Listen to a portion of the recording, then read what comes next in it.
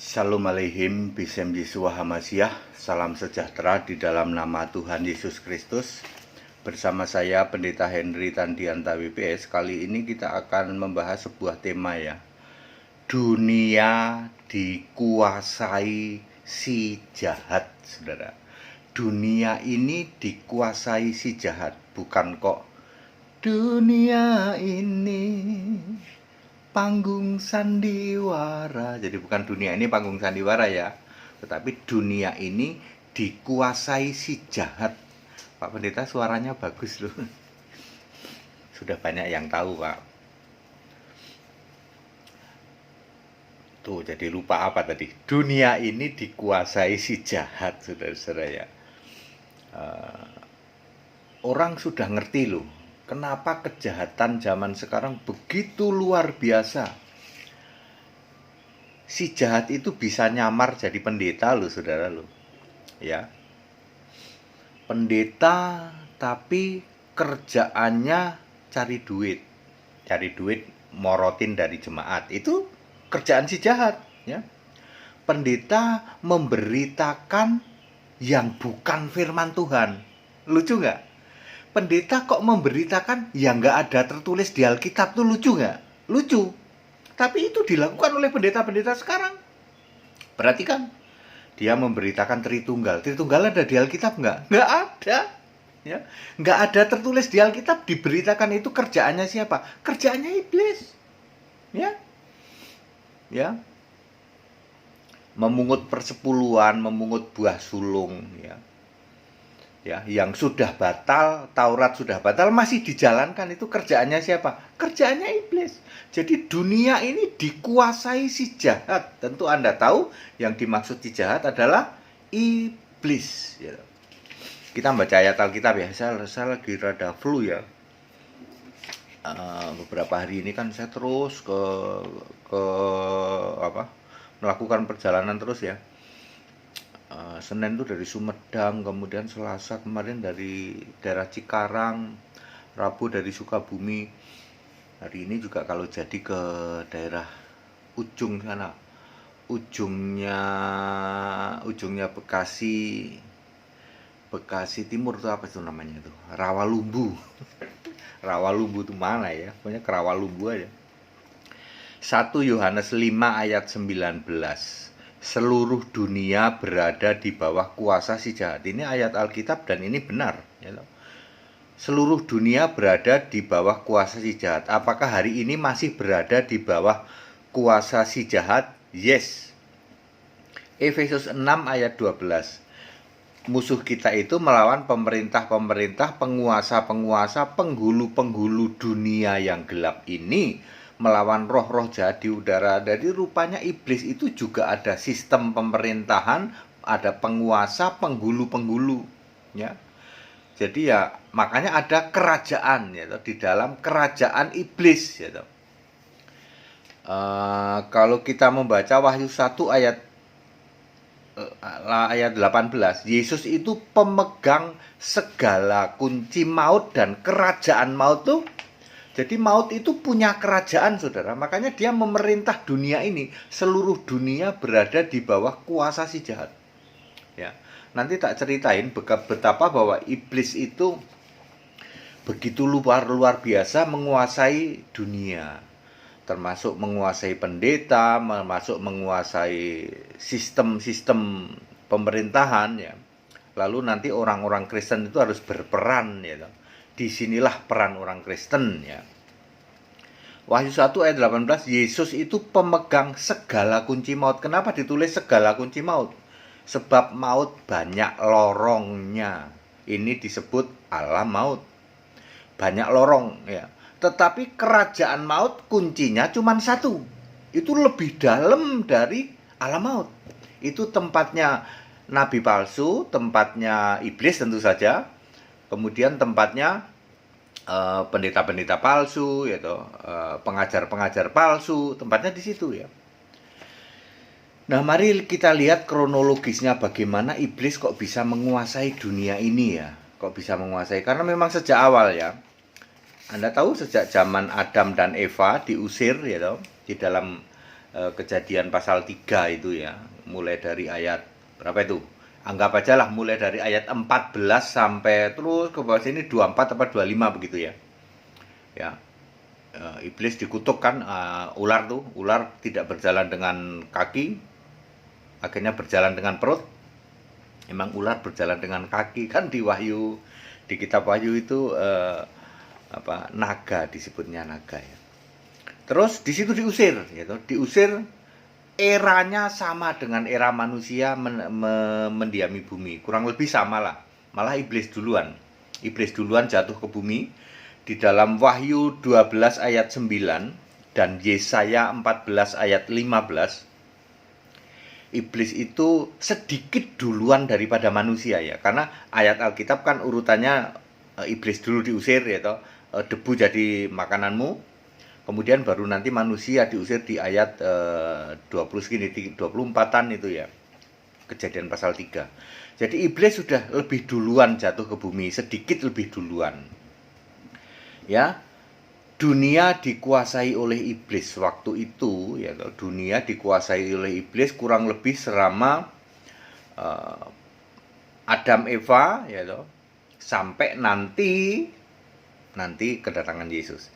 Dunia dikuasai iblis, lalu Allah menurunkan apa untuk melawan ini? Allah menurunkan Taurat, Allah menurunkan kitab nabi-nabi, Allah menurunkan Mazmur gitu. Tentu saja melalui penulis-penulisnya. Taurat itu Musa, nabi-nabi banyak, ada 30 kitab nabi, Mazmur ada 4 ya, yang ditulis oleh Daud dan Salomo.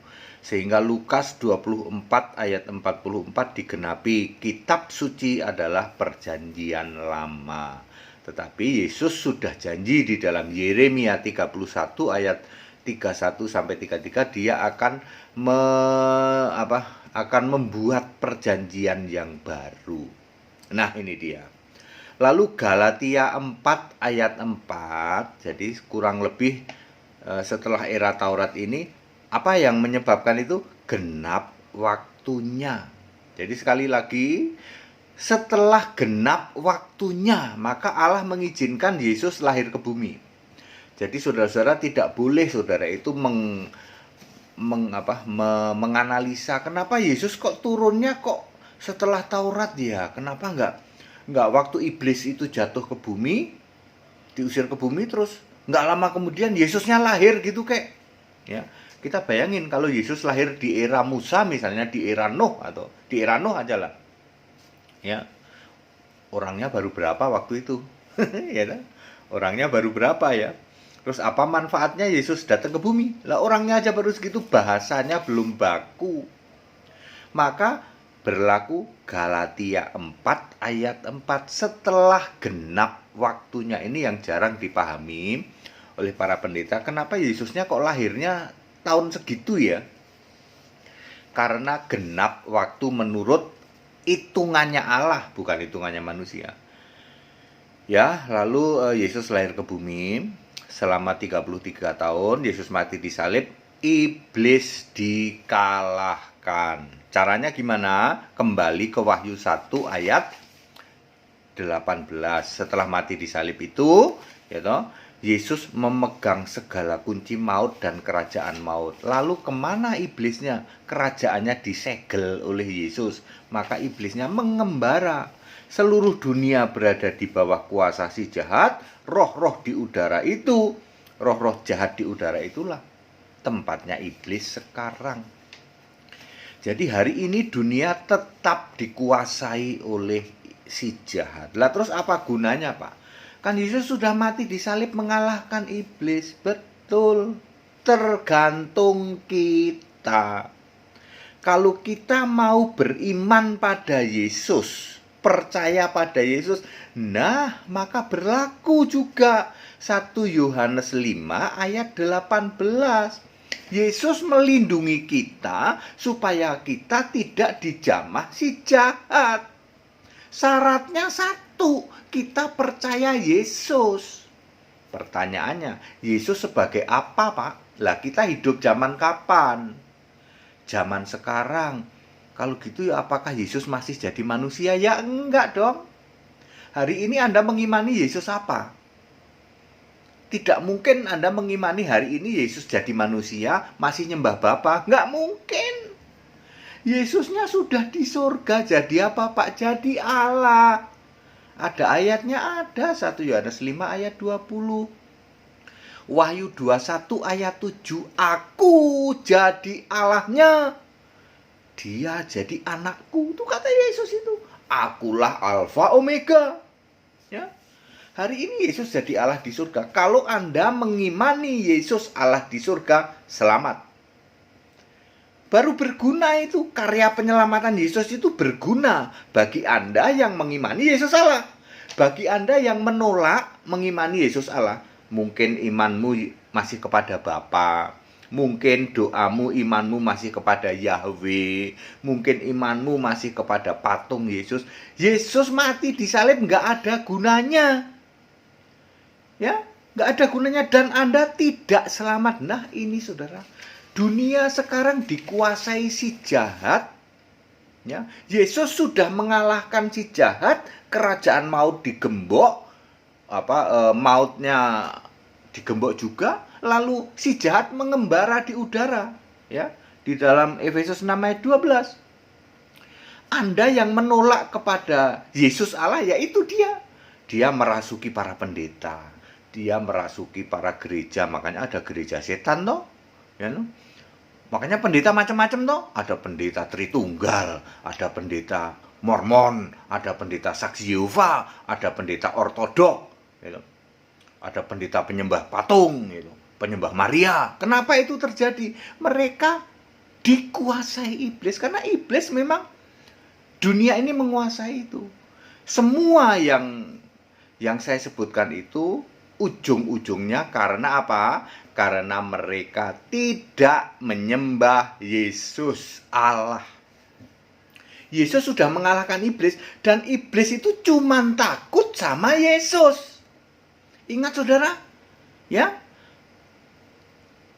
Iblis sudah dikalahkan. Terus pilihan itu ada pada kita. Anda mau beriman pada siapa? Kalau Anda beriman pada Yesus sebagai Allah, maka iblis takut. Ya, iblis tidak takut pada Bapa. Iblis tidak takut pada Yahweh. Iblis tidak takut pada patung Yesus. Kalau nggak percaya, bawa patung Yesus buat ngusir iblis. Iblisnya geli. Ya, iblis juga merasuki pendeta-pendeta. Iblis juga merasuki gereja. Makanya jangan heran, di gereja sana Yesus dihujat, dicaci maki. Cuman dijadikan putra Allah. Di tempat lain lebih parah lagi, Yesus ciptaan Allah. Itu gereja Saksi Yehova itu. Ya. Yang lebih membinasakan, ya. Yesus dijadikan Tuhan, tapi bukan Allah. Si karalamara bara. Yesus Tuhan, Yesus Tuhan. Allahmu siapa, Pak? Allahku tetap Bapa. Wahyu 3 ayat 16. Suam-suam kuku dimuntahkan Allah. Ya. Suam-suam kuku dimuntahkan Allah itu. Makanya ada gereja suam-suam kuku toh, yang mengakui Yesus Tuhan tapi menolak Yesus Allah. Aneh kan? Bingung. Makanya gereja bingung gitu. Ada juga gereja yang masih nyembah Bapa. Kenapa nyembah Bapa? Ya karena memang dikuasai si jahat. Dia nggak paham bahwa Bapa itu kiasan. Ada ayat Alkitabnya nggak ada. Aneh ya. Ada gereja yang tidak paham atau pendetanya nggak paham Bapa itu kiasan. Dia nggak bisa bedain Bapa kekal dan Bapa kiasan. Bapa kekal hanya satu ayat. Yesaya 9 ayat 5. Bapa kiasan cuma satu ayat. Yohanes 16 ayat 25. Dia nggak bisa bedain. Jelas-jelas Bapa kekal adalah Yesus. Bapa kiasan adalah Venis. Nanti Venis, karena Bapa kiasan ini tidak bisa berbicara, tidak bisa berfirman, tidak bisa bersuara. Rupanya pun tidak pernah kamu lihat, ya toh? Tidak bisa mengampuni dosa, tidak bisa mengabulkan doa. Itu Bapa kiasan. Lah Anda sekarang masih ngotot nyembah Bapa kiasan yang disembah oleh Yesus pada waktu Yesus jadi manusia. Kenapa bisa begitu? Karena iblis menguasai dunia ini, merasuki pendeta-pendeta yang menolak menyembah Yesus Allah, sehingga pikirannya ini menjadi mampet, tidak dibuka. Ya, ayat Alkitab Bapa Kiasan ada. Ayat Alkitab Yesus duduk di surga ada. Tidak ada satupun ayat yang mengatakan ada Bapa di surga. Dulu kan ada, Pak, di era-era Yesus masih di bumi kan sudah dibilang Bapa Kiasan Yesus. Ya pasti ada. Waktu itu Bapa Allah yang benar.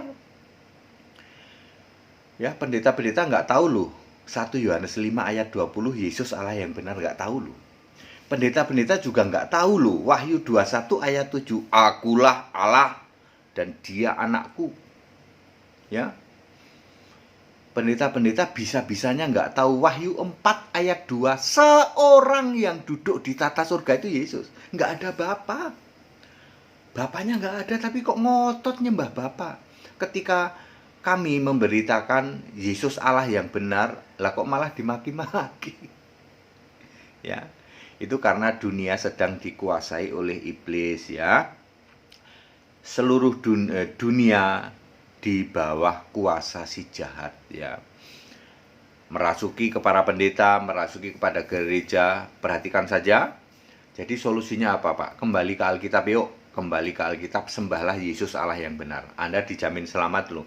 Keselamatan itu hanya ada di dalam nama Yesus Kristus, nggak ada di dalam nama Bapa. Loh, kalau keselamatan di dalam nama Yesus Kristus, kok kamu nggak nyembah Yesus? Kenapa yang kamu sembah Bapa? Ya, orang di luar Kristen akan ngomong orang Kristen tuh nggak waras, ya. Katanya juru selamatnya Yesus. Katanya segala kuasa ada di dalam tangan Yesus. Itu kan artinya Yesus Allah. Tapi kok yang disembah Bapa? Padahal Yesus saja sudah ngasih tahu, kalau kamu tidak percaya akulah Allah, kamu mati dalam dosamu. Kok masih ngotot lu nyembah Bapa lu? Bapaknya aja nggak ada. Ya. Sembahlah Bapa yang kekal. Siapa Bapa kekal? Alfa Omega. Oke, padat, singkat dan clear. Dunia di bawah kuasa si jahat. Segala hormat kemuliaan untuk Yesus Allah yang benar. Yang mau ikut sekolah Alkitab silahkan, masih tetap dibuka. Yang mau ikut baptisan harus info dulu. Anda yang mau mendapat pelayanan di daerah-daerah, ada 94 cabang di kota-kota. Ya, di kota-kota tempat Anda silahkan hubungi, nanti kami follow up. Tapi harus benar maksudnya. Ada juga orang yang cuma pengen tahu terus diteror itu kepala cabang. Ada yang lapor kemana, Pak, kami diteror oleh Tritunggal. Ya, makanya kami selektif. Kalau Anda cuma, Pak, mau nanya di Medan ada siapa nomor HP, saya tanya dulu Anda mau apa. Kalau mau baptisan tak follow up. Tapi kalau cuma mau neror, terus dia nggak berani jawab, berarti dia mau neror tuh. Ya begitu ya, kami mengalami itu, tapi nggak apa-apa. Jalan terus. Tetap bersama saya, Pendeta Hendy Tandian, BPS. Haleluya.